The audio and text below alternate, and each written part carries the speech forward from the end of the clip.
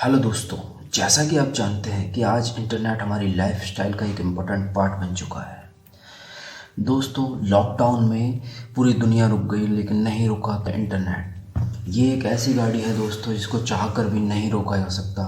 तो अपार संभावनाओं वाली इस दुनिया में रखते हैं दोस्तों पैर और जानते हैं कि क्या है ये इंटरनेट और कैसे वर्क करता है। इस इंटरनेट का पूरा पोस्टमार्टम करते हैं दोस्तों। बहुत से लोग दोस्तों सिर्फ ये समझते हैं कि सिर्फ गूगल ही इंटरनेट है या फिर यूट्यूब ही इंटरनेट है या फेसबुक इंटरनेट है। उनको पता ही नहीं है इस अपार संभावनाओं वाली दुनिया में क्या क्या है। तो हम इसका बिल्कुल कंप्लीट पोस्टमार्टम करेंगे।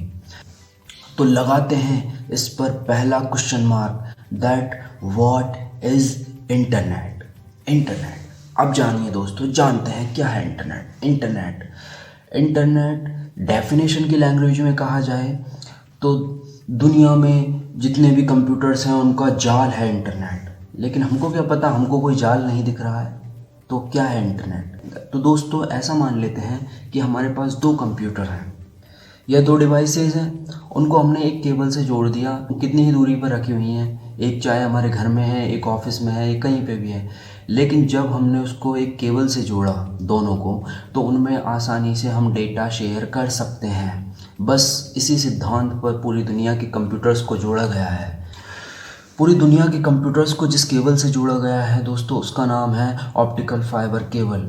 ये केबल पूरी दुनिया में बिछी हुई है, पूरी दुनिया में इसका जाल फैला हुआ है। जब समंदर की सीमाएं ख़त्म हो जाती है तो ये केबल समंदर से निकलकर धरती के नीचे अंडरग्राउंड हो जाती है। क्या होता है इन केबल्स में दोस्तों? ये नॉर्मल कॉपर वायर केबल की तरह नहीं होती। इन केबल्स में लाइट सिग्नल्स का फ्लो होता है। चूँकि दोस्तों दुनिया में लाइट की स्पीड सबसे ज़्यादा है। लाइट की स्पीड होती है लगभग 3 × 10⁸ मीटर पर सेकेंड। लेकिन दोस्तों ये लगभग लाइट की स्पीड से सिग्नल ट्रेवल करते हैं, उतनी स्पीड से नहीं करते जितनी लाइट की एक्चुअल स्पीड है। क्योंकि जो ट्रैवल होता है वो जिगजैग मोशन में होता है, यानी लाइट इस पाइप में यूँ आके यूँ टकरा के ऐसे ऐसे जाती है, लेकिन सीधे ट्रैवल नहीं करती। फिर भी इन सिग्नल्स की स्पीड बहुत ज़्यादा होती है। इसलिए हम एक क्लिक करने के कुछ सेकंड बाद हम हमारी रिक्वेस्ट को पा लेते हैं, या फिर जो भी हम वीडियो देखना चाहते हैं वो स्टार्ट हो जाती है, विजुअल्स डिस्प्ले होने लगते हैं। तो दोस्तों क्यों बिछाई जाती है ये ऑप्टिकल फाइबर केबल्स? इनको बिछाने का सीधा सी सिस्टम ये है कि इनसे डेटा का शेयरिंग किया जा सके, एक कंप्यूटर से दूसरे कंप्यूटर में भेजा जा सके। इन कंप्यूटर्स को ऑप्टिकल फाइबर केबल से जोड़ा जाता है। क्यों जोड़ा जाता है? क्यों इनमें डेटा शेयर करना है? ताकि इंफॉर्मेशन एक दूसरे के पास पहुंच सके। यही इंटरनेट का पूरा उद्देश्य है, यही है इंटरनेट। इस तरह से ऑप्टिकल फाइबर केबल्स द्वारा पूरी दुनिया के कंप्यूटर्स को जोड़ा गया है और इन कंप्यूटर्स में जो भी डेटा है वो आपस में शेयर किया जा सकता है। तो दोस्तों हमारी डिवाइस किसी केबल से नहीं जुड़ी, लेकिन फिर भी हमारे मोबाइल में, हमारे टैबलेट में, हमारे लैपटॉप में नेट इंटरनेट चलता है। वो कैसे चलता है? तो दोस्तों हमारे मोबाइल में जो इंटरनेट चलता है, हमारे लैपटॉप में, हमारी डिवाइस में जो इंटरनेट चलता है, वो बेशक किसी ऑप्टिकल फाइबर केबल से नहीं जुड़ा, लेकिन दोस्तों वो जुड़ा है नज़दीकी सेल टावर से, और cell tower optical fibre cable से जुड़ा है। तो यही होती है प्रोसेस इंटरनेट की। आई होप आपको समझ में आया होगा। अगर हमारे और सेल टावर के बीच में केबल नहीं है तो वो कौन सा सिग्नल है जिससे डेटा शेयर होता है? तो वो है इलेक्ट्रोमैग्नेटिक वेव्स। हिंदी में बोलें तो विद्युत चुंबकीय किरणें। में कि इंटरनेट वर्क कैसे करता है। हम जब किसी यूट्यूब वीडियो की लिंक पर क्लिक करते हैं, तब हमारे क्लिक करने के बाद और वीडियो विजुअल शो होने के पहले जो प्रोसेस फॉलो होती है उसके बारे में जानते हैं कि क्या होता है। सिर्फ हम यूट्यूब वीडियो के बारे में नहीं कह रहे हैं, गूगल पे भी हम किसी इमेज को सर्च करते हैं या कोई सॉन्ग चलाते हैं, तब आपने देखा होगा कभी कभार हमारा इंटरनेट कनेक्शन स्लो होता है तो पिक्चर्स टुकड़ों में आती है। तो ऐसा क्यों होता है, इसके बारे में पूरा कंप्लीट देखते हैं। तो गाइस, जब हम किसी वीडियो की लिंक पर क्लिक करते हैं तो इसका मतलब सीधा सीधा ये होता है कि हम उसके सर्वर से रिक्वेस्ट कर रहे हैं कि हमें वो इन्फॉर्मेशन, वो वीडियो या वो पिक्चर प्रोवाइड की जाए। अब सर्वर क्या है? सर्वर एक बड़ा कंप्यूटर है। इंटरनेट पर जो भी डेटा अपलोड होगा वो किसी ना किसी सर्वर में रखा होगा। और सर्वर कहाँ रखा होगा? सर्वर डेटा हाउस में रखा होगा और ज़्यादातर डेटा हाउस अमेरिका में है। बात करें यूट्यूब की तो यूट्यूब चूँकि गूगल का है इसलिए यूट्यूब का सर्वर अमेरिका में है। तो दोस्तों जब आप किसी इंडियन वीडियो पर भी क्लिक करते हैं तो वो रिक्वेस्ट पहले अमेरिकन डेटा हाउस में जाएगी, वहाँ से उसके सर्वर में जाएगी, फिर सर्वर के पास दो चीज़ें पहुँचेंगी। ये मान लीजिए सर्वर पूछेगा क्या चाहिए आपको, दूसरी बात किसे भेजना है। तो इस चीज़ का डिसाइड कैसे किया जाएगा?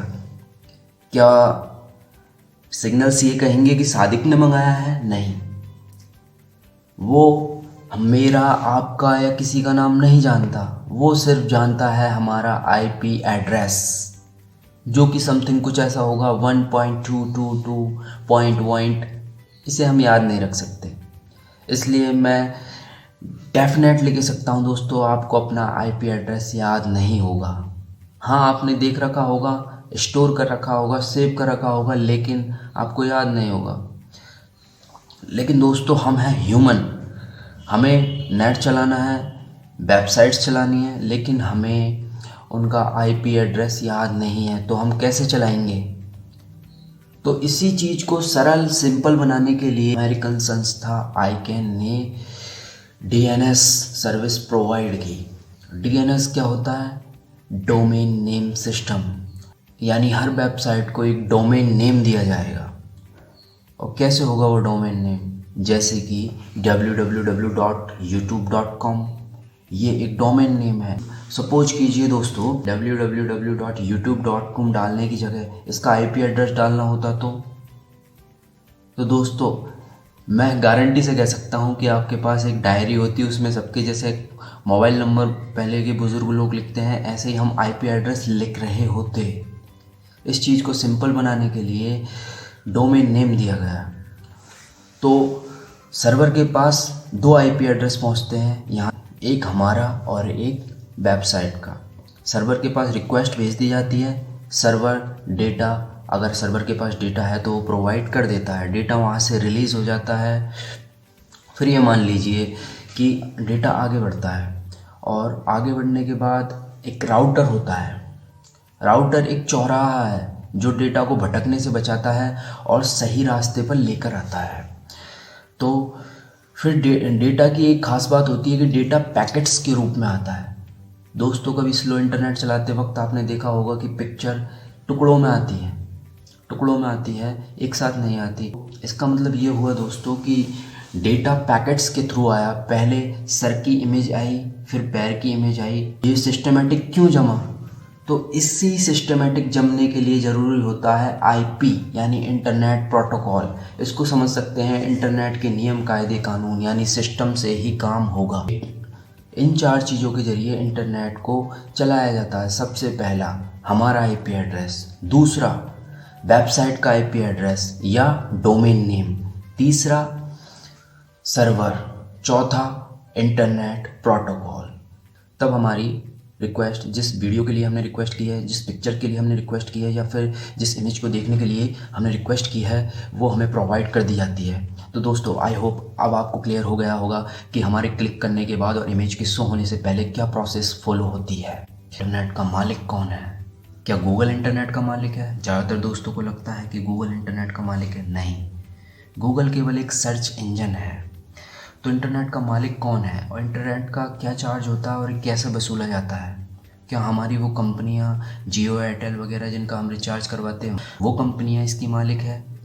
तो ये कहना गलत होगा दोस्तों, क्योंकि वो पूरे इंटरनेट के मालिक नहीं है। कुछ मालिक तो हैं, क्योंकि हम उनको पैसे दे रहे हैं, वो हमें इंटरनेट प्रोवाइड कर रही है। तो हम देखते हैं कि इंटरनेट का चार्ज वसूला कैसे जाता है। तो नंबर 1 कंपनियां या टियर 1 कंपनियां होती हैं, जो टॉप लेवल की कंपनियां होती है, जो कि पूरी दुनिया में ऑप्टिकल फाइबर केबल्स बिछाती है, समंदर के नीचे भी, ज़मीन के अंडरग्राउंड में।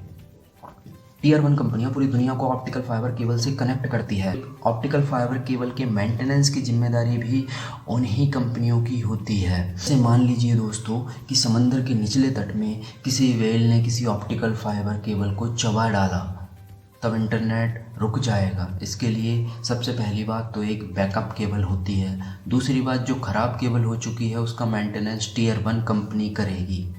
फिर टीयर 1 कंपनी जब समंदर के पार हो जाती है और ज़मीन के लैंडिंग पॉइंट पे ऑप्टिकल फाइबर केबल को निकालती है, तब कंट्री में प्रोवाइड करवाने के लिए टीयर 2 कंपनी होती है। तब टीयर 2 कंपनी इंटरनेट पाने के लिए टीयर 1 कंपनी को पैसा देती है। इसी तरह से किसी बड़े शहर के लेवल पर टीयर 3 कंपनी काम करती है, जो कि जिसका मोटिव सिर्फ एक शहर होता है, एक शहर में इंटरनेट को प्रोवाइड करना होता है। तो टीयर 3 कंपनी टीयर 2 कंपनी को इंटरनेट प्रोवाइड करने के लिए पैसे देती है और इसी तरह से इंटरनेट का चार्ज लगता है। तो इंटरनेट की बात की जाए तो इंटरनेट टोटली फ्री है, बट इसमें मेंटेनेंस चार्ज होता है जो कि हमसे वसूला जाता है। थैंक यू दोस्तों। आई होप दोस्तों मैंने आपका कंफ्यूजन क्लियर किया होगा।